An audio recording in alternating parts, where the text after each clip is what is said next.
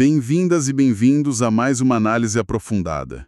Hoje a gente mergulha num material de estudo bem denso sobre recursos e procedimentos legais aqui no Brasil. Oi! Exato, um tema complexo, né? Vamos falar de recurso especial extraordinário. Isso, o RESP, RE, ROC, embargos de divergência, IRDR, ação rescisória, ufa, bastante coisa. Muita sigla. Mas são ferramentas cruciais, né? Com certeza. A ideia aqui é tentar destrinchar o que são, quando usar aqueles requisitos, prazos e pegar umas dicas práticas que o material trouxe. Basicamente, um guia rápido para entender essas peças. Um mapa para esse labirinto jurídico. Boa. Então, vamos começar pelos, digamos, pesos pesados. Os recursos excepcionais, RESP e RE. Para que eles servem, assim, fundamentalmente? Qual a função principal? Bom, a função principal deles é garantir que a lei seja interpretada do mesmo jeito em todo o país, para não virar bagunça, né? Uniformizar. Certo. Exato. O recurso especial, o RESP, ele vai para o STJ, o Superior Tribunal de Justiça. O foco dele é a lei federal comum, sabe? Aquela abaixo da Constituição, a infraconstitucional. Entendi. E o R? O R, recurso extraordinário, esse sobe para o STF, para o Supremo. E aí o foco é exclusivamente a Constituição. Se a discussão é constitucional, o caminho é o ré. Eles são, tipo, a última palavra sobre esses temas. Faz todo sentido ter essa uniformização, mas olha, para conseguir que esses recursos sejam aceitos lá em cima não é fácil, né?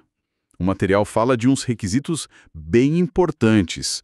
Quais são os pontos chaves? São barreiras importantes mesmo, e duas são, assim, cruciais e valem para os dois. A primeira é o tal do pré-questionamento. Pré-questionamento. O que significa isso na prática? Significa que a questão legal, seja a lei federal para o RESP, seja a constitucional para o RE, ela já tem que ter sido discutida e decidida lá no tribunal de onde veio a decisão, TJ-TRF. Ah, o tribunal anterior tem que ter falado sobre o assunto. Justamente. E pode ser expresso, quando o acórdão menciona direitinho o ponto, ou pode ser o que chamam de pré-questionamento ficto. Ficto. Como assim? É uma construção da jurisprudência. Se a parte levantou a questão, por exemplo, em embargos de declaração, insistiu, mas o tribunal se recusou a analisar, aí se considera que o requisito está cumprido. Meio que para não punir a parte pela omissão do tribunal, sabe? Entendi. É uma forma de garantir o acesso. E qual a segunda barreira crucial? A dupla admissibilidade. Diferente da apelação normal, o RESP e o RE precisam passar por dois filtros. Sim. Primeiro, lá no tribunal de origem, TJ ou TRF. Quem analisa é a presidência ou a vice. Depois, se passar lá, sobe para o STJ ou STF. E lá tem outra análise de admissibilidade. Os dois precisam dar o ok. Nossa, dupla checagem. Realmente um filtro bem mais apertado, né? Garante que só chegue lá o que realmente preenche os requisitos formais. E se o recurso for barrado já nesse primeiro portão, lá na origem, a parte perdeu a chance, acabou? Não necessariamente, mas aí o caminho para contestar essa negativa, ele depende do porquê da negativa. Isso é super importante. Como assim? Depende. Se a presidência do TJ ou TRF barra o recurso dizendo, olha, essa decisão aqui está igualzinha a um entendimento que o STJ ou STF já firmou em recurso repetitivo, um precedente obrigatório. Ah, tipo, já tem uma regra para isso. Exato. Aí, nesse caso, o recurso cabível é o agravo interno. Ele é julgado pelo próprio tribunal de origem para eles reavaliarem se aplicaram bem o precedente. Certo. Agravo interno para o próprio tribunal.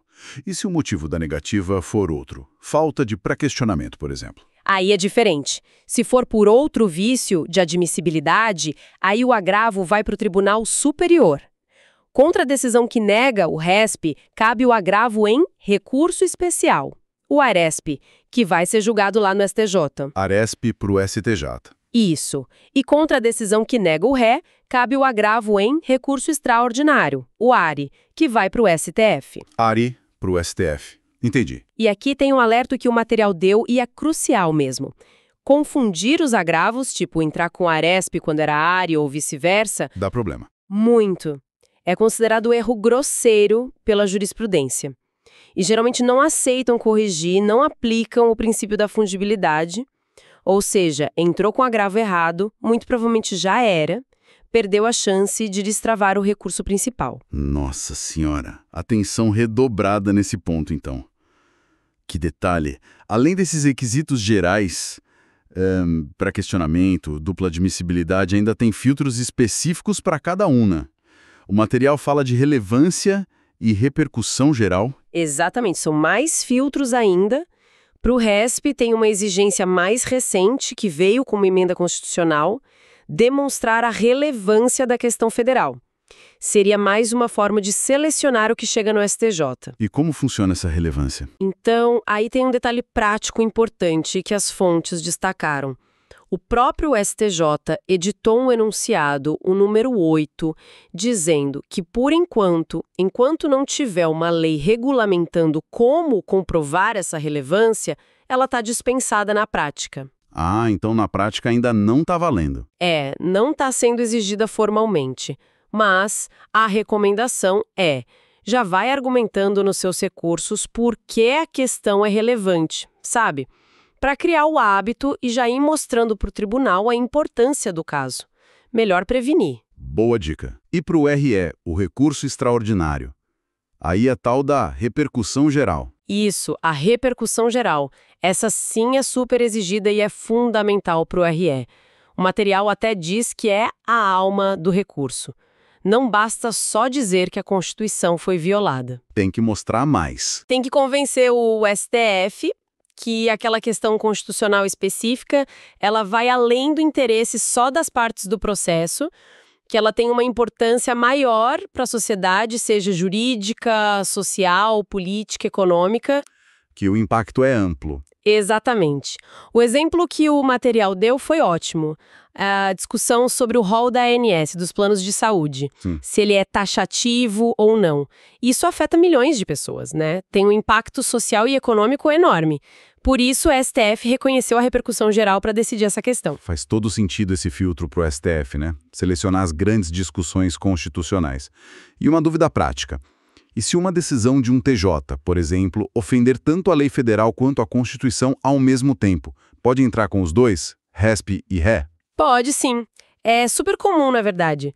Se o acórdão contrariou as duas coisas, a parte pode e deve interpor os dois recursos. E como funciona o processamento disso? O procedimento padrão, que o material indica, é que os autos sobem primeiro para a STJ. Ele julga o RESP. Só depois, se a questão constitucional ainda for relevante, aí sim o processo pode ir para o STF analisar o RE. Entendi. Primeiro o STJ resolve a parte da lei federal. Isso. Ok. Saindo um pouco desses recursos excepcionais, o material fala do recurso ordinário constitucional, o ROC. A descrição que eles dão é interessante, quase uma apelação para o STJ ou STF em casos bem específicos. Como ele funciona? É uma boa analogia essa da apelação, ajuda a entender a lógica. O ROC, ele está previsto lá na Constituição mesmo, artigo 102 para o STF, 105 para o STJ, e ele permite uma revisão mais ampla da decisão, mas só cabe em situações bem contadinhas, taxativas. Quais são as situações? Bom, para o STF cabe ROC contra uma decisão de tribunal superior, tipo STJ, TST, TSE, que tenha negado um mandado de segurança, habeas data, mandado de injunção ou habeas corpus que começou direto lá naquele tribunal. Ah, se foi negado lá na origem do Tribunal Superior, o ROC leva para o STF. Exato. Agora, para o STJ, são basicamente duas hipóteses. A mais comum é contra a decisão de TJ ou TRF que negar um mandado de segurança ou habeas corpus. Ok, parecido com o STF, mas vindo de TJ, TRF. Isso. E a segunda hipótese para o STJ é bem mais específica. Envolve causas internacionais que foram julgadas em primeira instância pela Justiça Federal. Causas internacionais. Sim. Para caber o ROC direto para o STJ nesse caso, precisa ter, de um lado, um Estado estrangeiro ou organismo internacional e, do outro lado, um município brasileiro ou uma pessoa que mora aqui no Brasil. Nossa, bem específico mesmo. E o detalhe interessante aqui Nesse caso internacional, o ROC funciona como se fosse uma apelação que pula o TRF. Vai direto da sentença do juiz federal lá para o STJ. Que curioso.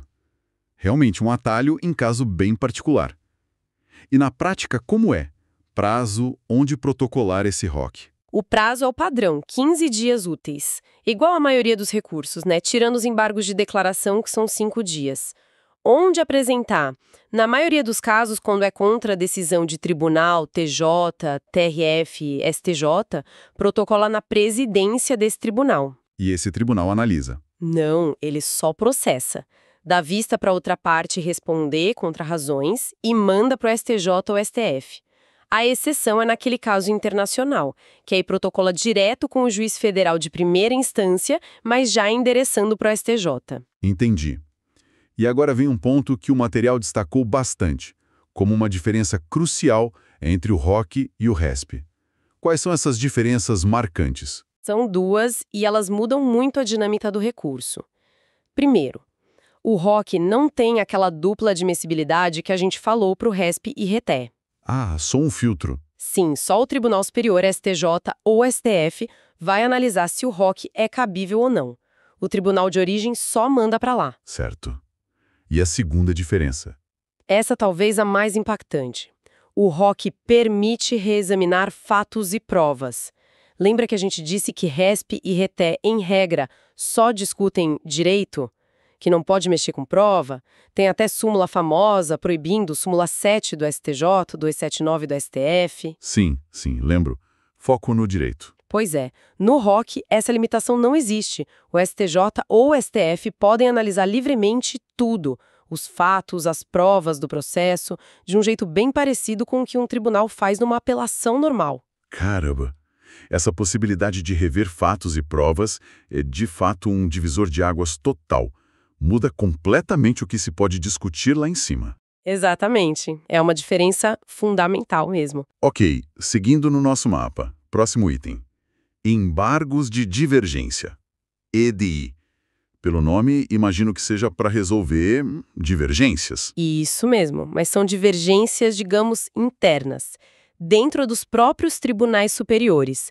Os embargos de divergência são um recurso que só existe lá no STJ e no STF. Internas. Como assim? A ideia é resolver um problema específico, quando órgãos diferentes dentro do mesmo tribunal, tipo duas turmas diferentes do STJ, que julgam a mesma matéria, como o direito privado, dão interpretações opostas sobre a mesma questão de direito, ao julgarem RESP no STJ ou RE no STF. Ah, tipo, a terceira turma decide de um jeito e a quarta turma decide de outro, sobre a mesma lei. Exatamente isso. Acontece.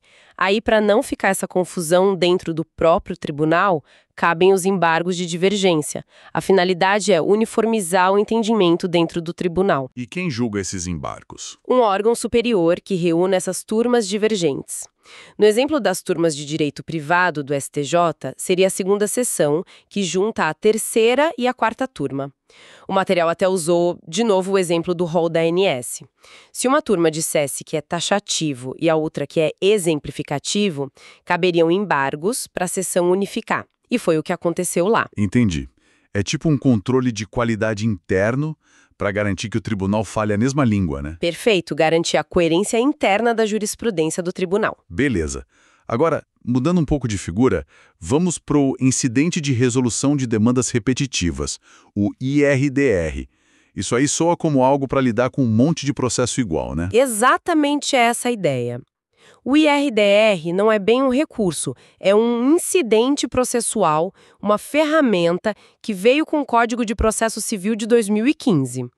Ele serve para quando se percebe que tem uma quantidade enorme de processos discutindo a mesmíssima questão jurídica só de direito, não de fato, e tem um risco real de saírem decisões totalmente diferentes, uma para cada lado, gerando uma baita insegurança jurídica. Faz sentido. Muita gente entrando com a mesma ação. Isso.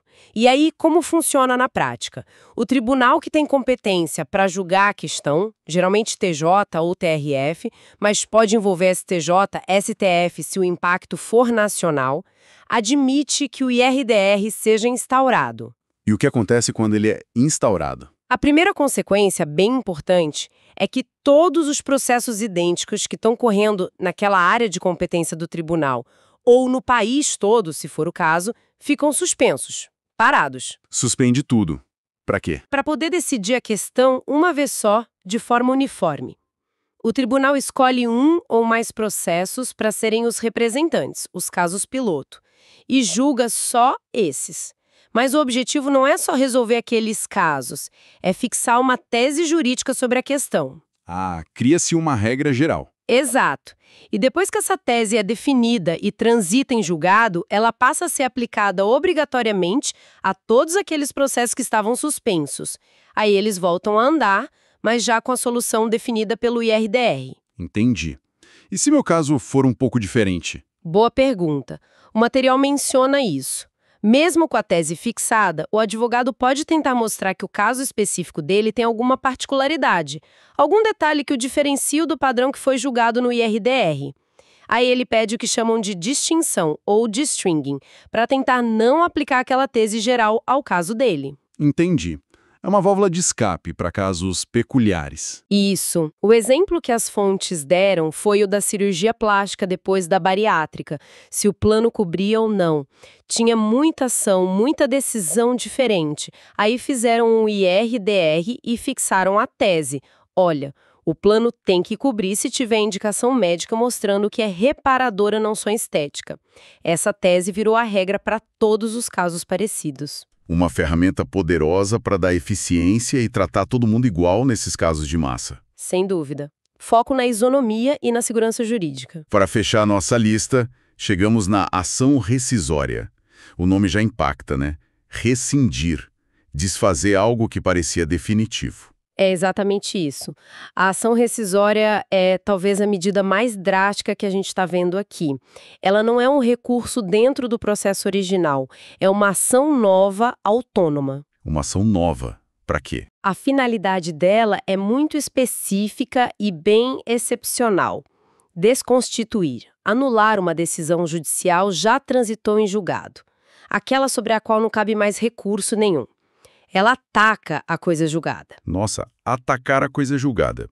Mas isso não é a base da segurança jurídica? É sim. Justamente por isso, a ação rescisória só é possível em hipóteses muito raras, que estão listadas na lei, lá no artigo 966 do CPC. São vícios muito graves. O material citou exemplos. Que tipo de vícios? Tipo, a decisão foi dada por um juiz que estava impedido ou era completamente incompetente para julgar, ou se baseou numa prova que depois se provou falsa, ou ofendeu uma outra decisão que já tinha transitado em julgado antes, ou então uma das mais comuns, quando a decisão viola manifestamente uma norma jurídica, uma lei, de forma clara, evidente. Entendi. São situações bem graves mesmo. E quem julga essa ação rescisória? Normalmente é o tribunal que está hierarquicamente acima daquele que deu a decisão final que se quer anular. Por exemplo, para rescindir um acórdão de TJ, a competência pode ser do STJ, se a violação for de lei federal, ou do STF, se for constitucional. E se a ação for aceita, o que acontece? Se for julgada procedente, o tribunal anula a decisão antiga, viciada, e aí muitas vezes o próprio tribunal que julgou a rescisória já dá uma nova decisão para o caso original. É o que chamam de duplo juízo. O rescisório, que anula, e o rescisdendo, que rejulga. Ou então ele pode mandar o processo de volta para a instância inferior recomeçar. Entendi. E tem algum detalhe prático importante sobre ela? Tem dois que o material frisou bem. Primeiro, para entrar com a ação rescisória, geralmente tem que fazer um depósito prévio. Depósito. É 5% do valor da causa, funciona como uma garantia. E esse dinheiro pode ser perdido, virar a multa para outra parte, se a ação for considerada sem cabimento ou improcedente por unanimidade. É para evitar aventuras jurídicas, sabe? Uma cautela. E o segundo detalhe? O prazo. É um prazo decadencial, ou seja, se perdeu, já era. São só 2 anos. 2 anos a partir de quando? A partir do trânsito em julgado da última decisão naquele processo que você quer rescindir. Passou esses 2 anos, a princípio, a coisa julgada fica praticamente intocável. Realmente. Uma medida extrema, cheia de requisitos e com prazo curto. Ufa, passamos por todos eles. Depois dessa viagem, como a gente poderia resumir o papel de cada um? Tipo, um mapa mental rápido. Boa ideia. Vamos tentar. RESP e RE são os excepcionais para uniformizar Lei Federal, STJ, e Constituição, STF. Filtros rigorosos, questionamento, dupla admissibilidade, foco em direito sem reexaminar prova, em regra. Certo. Excepcionais com foco no direito. E o ROC? ROC é para casos constitucionais bem específicos. Parece mais uma apelação. Importante, não tem dupla admissibilidade e pode sim reexaminar fatos e provas, bem diferente dos outros dois. Beleza. ROC é quase uma apelação especial. E os outros 3? Embargos de divergência. Resolvem treta interna nos tribunais superiores, STJ e STF, sobre interpretação de RESP e RE, pacificação interna. Ok, briga de casa. IRDR. IRDR, ferramenta para lidar com processos repetitivos. Suspende tudo, fixa uma tese única que vincula os demais. Eficiência e isonomia. E por último, a rescisória. Ação rescisória. A medida extrema. É uma ação nova para anular coisa julgada com vício grave previsto em lei. Prazo curto de 2 anos, exige depósito prévio. Exceção da exceção. Acho que deu para ter uma boa visão geral do papel de cada um. E para não errar na hora H, o material deu umas dicas finais, né? Quase um checklist. Deu sim, e são dicas valiosas. Primeiro, sempre veja a competência. A briga é sobre lei federal ou Constituição. Isso define se é STJ ou STF, geralmente. Certo, matéria define o tribunal. Que mais? Segundo, para RESP e RESE, não esqueça da dupla checagem. Tem pré-questionamento, passa nos 2 filtros de admissibilidade, origem e superior. Ok, dupla checagem essencial. Terceiro, se o RESP e RESE for barrado na origem, qual agravo usar? É por repetitivo, agravo interno. É por outro vício, ARESP ou ARE.